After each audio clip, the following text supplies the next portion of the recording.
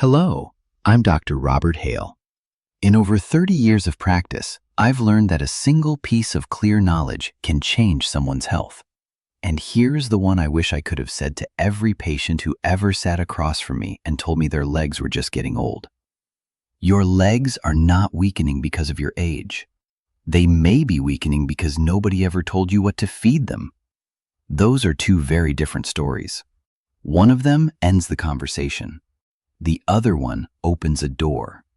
So let me take a few minutes to explain this the way I wish every patient over 60 understood it. I want to start with a sentence I heard in my exam room more times than I can count. Doctor, my legs just aren't what they used to be. The stairs are harder. I get up out of a chair and I have to push off with my hands now. I suppose that's just age. And almost every single person said it the same way, with a small shrug, like it was already settled, like it was a verdict. It isn't a verdict. What they were describing has a name in medicine. We call it sarcopenia, the gradual loss of muscle mass and muscle strength that comes with aging. And I want to be careful here because I'm not trying to frighten anyone. But I also won't be vague with you because vagueness is what let this go unnoticed in so many of my patients. Research in older adults consistently links low muscle mass and low leg strength with a higher risk of falls, of fractures, and of losing the ability to live independently, which for most people I cared for was the thing they feared most of all. Here is what troubles me about it. Sarcopenia doesn't hurt. It doesn't give you a fever. It doesn't set off an alarm. It looks exactly like ordinary aging, right up until the day someone can't get up off the floor. And in many cases, it is not only aging. It's aging plus a quiet nutritional gap that nobody flagged. So let me tell you what the science actually shows about how muscle works. I'm going to explain the biology in plain language, because once you understand this part, everything else in this video will make sense to you. Your leg muscles, the big ones on the front of your thigh, and the calf muscles behind, are made of millions of tiny protein fibers. And those fibers are not permanent. They are constantly being broken down and rebuilt. Every single day. All your life. Think of it like a house with a repair crew that never leaves. Every day the crew pulls out some old boards, and every day they put new boards in. When you're 25, that crew works fast. They put in as much as they take out, or more. The house stays strong. After about 50 or 60, two things change. And this is the part almost nobody explains. First, the crew gets a little harder of hearing. Your muscle becomes less responsive to the signal that tells it to rebuild. In medicine, we call that anabolic resistance. The same signal that used to get a big response now gets a small one. Second, because the signal is weaker, if the building materials don't arrive in a strong enough delivery, the crew simply doesn't start work that day. And the boards keep coming out anyway. Do that for a year, you might not notice. Do it for 10 years, you'll feel it on the stairs. So what is the signal? The signal comes from a particular amino acid found in food. It's called leucine. Leucine is the switch. It's the knock on the door that tells the repair crew, we're building today. Protein gives you the boards. Leucine tells the crew to pick up the hammer. And after 60, because the crew is harder of hearing, you need a clearer knock. A meal with a little protein sprinkled in doesn't do it. You need real protein in a real serving at that meal. This is why the 5 foods I'm about to give you are on this list. Not because they're trendy, not because they're expensive, because each one solves a specific part of this problem, and I'll tell you exactly which part. Food number 1. Eggs. I can already hear some of you. Eggs, doctor? That's your big secret? Stay with me, because eggs keep showing up in the research on muscle in older adults for a very specific reason. 1 egg gives you roughly 6 grams of protein, but the number isn't really the point. The point is the quality. Egg protein is one of the most easily used forms of protein in ordinary food. Your body absorbs it and puts it to work with very little waste. The white carries leucine, the switch we just talked about. The yolk carries vitamin D, which I'm going to come back to later because that part is genuinely underappreciated. The yolk also carries choline, which supports the nerve signaling that tells a muscle to contract in the first place. Now here's where I want you to look honestly at your own morning. A very typical American breakfast after retirement is toast and coffee, or cereal and juice, or a piece of fruit and a cup of tea because you're not that hungry in the morning anymore. That is a breakfast with almost no protein in it, which means your repair crew stands around until lunch. In practical terms, 2 whole eggs in the morning, scrambled, boiled, poached, however you like them, gets the signal sent early in the day. One caution, and I want to say it clearly, if you've been told to watch your cholesterol or you've been given specific dietary instructions, don't change anything based on a video. Bring it to your own doctor. The thinking on eggs has shifted a good deal over my career, but the person who knows your numbers is the person you should ask. Food number 2. Thick, plain Greek-style yogurt with little or no added sugar. Yogurt is in almost every refrigerator in America. The problem is that most of what's on the shelf is dessert wearing a health label. Fruit on the bottom, honey swirled through, more sugar than a cookie. What we want is the thick, strained, plain kind. Here's why dairy protein earns its place. It contains 2 different proteins at the same time, and they behave very differently. One of them is absorbed quickly. Think of it as a direct pump straight into the muscle. A sharp, immediate knock on the door. The other is absorbed slowly, a supply line that keeps delivering materials for hours afterward. That one matters more than people realize because it helps hold the line during the long gaps between meals, when breakdown tends to run ahead of rebuilding. A single container of thick, plain yogurt, say 6 or 7 ounces, typically gives you somewhere around 15 to 20 grams of protein, with a good amount of leucine, plus calcium, which your muscles need in order to contract at all. In practical terms, 1 container in the afternoon. That mid-afternoon stretch between lunch and dinner is one of the longest fasting windows in a retired person's day, and it's an easy one to fill. When you're at the store, turn the container around and read the back, not the front. Look for a higher protein number and a low sugar number. That one habit will do more for you than any brand name. Food number 3, fatty fish. Salmon, mackerel, sardines, herring. I call this one the 2-for-1, and here's why. Fatty fish is the only food on this list that brings both of the things aging leg muscle needs most at the same time. The first is high-quality protein. A regular serving of salmon, about the size of your palm, carries a substantial amount of it, along with a meaningful amount of vitamin D. The second is omega-3 fat. And I want to explain what that has to do with your legs, because most people have only ever heard omega-3 discussed in terms of the heart. In many older adults, there is a low, quiet level of inflammation running in the background of the body. It doesn't hurt. There's no fever, no swelling you can see. But that background inflammation appears to interfere with the muscle-building signal. It makes the repair crew even harder of hearing than age alone would, which means this. You can eat perfectly good protein and still get less out of it than you should. Omega-3 fats help quiet that background noise. There's research suggesting they may improve muscle mass and strength in older adults. And while it's still an active area of study, and I won't oversell it, the direction of the evidence is encouraging. And fish is a good food regardless. In practical terms, aim for fatty fish 2 or 3 times a week, and please, this does not have to be expensive. Canned sardines and canned salmon are among the least expensive protein foods in the entire grocery store, and they're excellent. A tin of sardines on toast is a perfectly respectable lunch. I ate a great many of them myself over the years. If you've stayed with me this far, it tells me you take your health seriously, and I respect that more than I can say. If this is useful to you, subscribe so it finds you again. Then let's keep going. because number 4 is the one my patients found most surprising. Food number 4, the vitamin D foods. Egg yolks, fortified milk, and the fatty fish we just talked about. I've given vitamin D its own place on this list because its role in muscle is something even patients who've seen several doctors often haven't heard. Almost everyone knows vitamin D has something to do with bone. Far fewer people know that muscle cells themselves carry vitamin D receptors.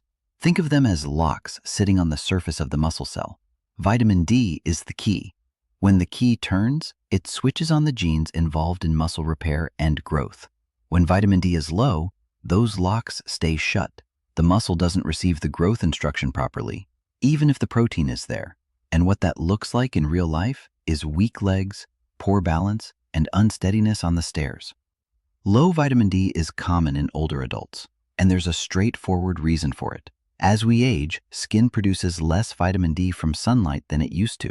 And many people over 70, quite sensibly after years of being told to protect their skin, spend very little time outdoors uncovered. Now here's the part I find genuinely elegant. Vitamin D and leucine appear to work together. When both are present, the muscle repair response is stronger than either one produces alone. Vitamin D doesn't replace the signal. It turns up the volume on it. It helps the crew hear the knock. In practical terms, don't discard the yolk. Choose milk fortified with vitamin D. Keep the fatty fish coming. And now the important part. I am not going to tell you to take a supplement or how much to take. That is not a decision to make from a video. Not mine, not anyone's. Vitamin D is measured with a simple blood test. Ask your own doctor whether that test makes sense for you, and let the answer guide what happens next. That's the right order. I want to pause here and tell you about someone. This is a picture drawn from many patients over many years. Not one person, but every detail in it happened.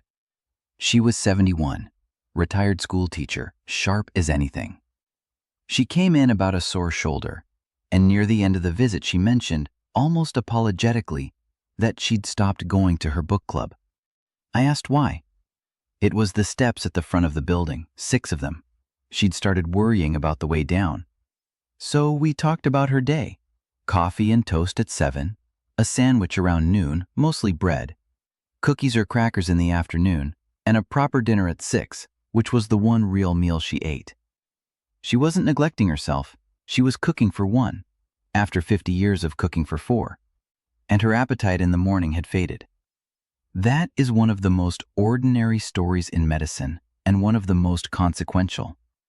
We didn't overhaul anything. We added 2 eggs to the morning. We added yogurt to the afternoon. We put fish on the table twice a week. We had her vitamin D checked, and her own doctor handled what came of it. Months later, she told me she was back at book club. I'm not going to claim that food alone did all of it. She also started walking again, and movement is a genuine part of this picture. But I'll tell you what struck me at the time and still does. She had spent 2 years believing her world was supposed to get smaller, and nobody had ever told her otherwise. Food number 5, lentils and edamame. This is the one that surprises people most. Beans, doctor? How is that supposed to compare to meat? Let me turn that around. A cup of cooked lentils gives you roughly 18 grams of protein. A cup of edamame is in the same neighborhood. That is not a small contribution, and both carry a respectable amount of leucine. But the protein is not why they're on this list. They're here for magnesium. Here's what magnesium does, and it's beautifully simple. Every time a leg muscle contracts, every step, every time you rise out of a chair, every stare, the muscle has to do 2 things. It has to tighten, and then it has to let go. Both halves require magnesium. It's involved in the contraction, and it's essential to the release. When magnesium is short, muscles don't tighten with full force and don't release cleanly. What you feel is cramping, heaviness in the legs, and a sense of weakness that seems to have no cause. which is exactly the sort of thing people file under, well, I'm getting old. Adequate magnesium is associated with better muscle strength and better physical function in older adults, and low intake is common, partly because beans, nuts, and leafy greens have quietly disappeared from a lot of plates. There's one more thing worth knowing, and I want to phrase it carefully. Certain medications that many people take for years can affect magnesium levels over time.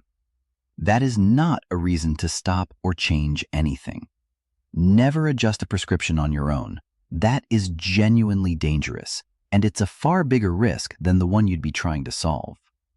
It's simply a good question to raise at your next appointment. In practical terms, lentils in a soup. Edamame from the freezer aisle, steamed with a little salt. And if neither appeals to you, black beans, chickpeas, and pinto beans belong to the same family and are in every store in the country. Before I go further, one thing I would say to you in my exam room. If you have kidney disease, or you've ever been told to limit protein for any reason, do not increase your protein based on this video. Talk to your own doctor first. For some people, more protein is exactly right, and for some it is not. And that difference is real and it matters. Please ask. Let me put the whole picture together. Eggs, fast, high-quality protein and leucine, first thing in the morning, when most people have gone the longest without any. Plain thick yogurt, fast protein and slow protein together, which knocks on the door now and keeps supplies coming through the afternoon. Fatty fish, good protein and omega-3 fats that quiet the background inflammation that keeps your muscle from hearing the signal. Vitamin D foods, the key that turns the lock so the protein you eat actually gets used. Lentils and edamame, plant protein plus magnesium, so every contraction and every release happens with full force. Not one of these is a drug. Not one of these is expensive, and every one of them can start with your next meal. Here's how tomorrow could look. Morning, 2 whole eggs, eaten before the toast rather than after. A glass of vitamin D fortified milk alongside it. Midday, fish 2 or 3 days a week. Baked salmon, a tin of sardines, canned salmon in a sandwich. Add beans or lentils where they fit. Afternoon, 1 container of plain thick yogurt. That's instead of the cookies, not in addition to them. Evening, your normal dinner, but check that there is a real serving of protein on the plate. Fish, eggs, meat, or beans. That's the whole plan. You are not replacing your diet, you're adding to it, and you're spreading protein across the day instead of loading it all into one evening meal. Now, I'd like you to take stock, gently and without alarm. Think of these as observations, not a diagnosis. Compared with a year ago, are you walking less far than you used to? Are stairs harder, and specifically, is coming down harder? When you stand up from a chair, do you push off with your hands now? That one is a useful thing to notice, because most people don't notice it at all. They just start doing it. Have you quietly stopped doing something? A shop, a club, a walk, a visit, because of your legs? If you find yourself answering yes, I want to be clear about what that means. It is not a verdict, and it is not a diagnosis from me. It is information. It's a signal that this deserves your attention, and it's worth mentioning to your doctor rather than absorbing on your own. And there are some things that shouldn't wait.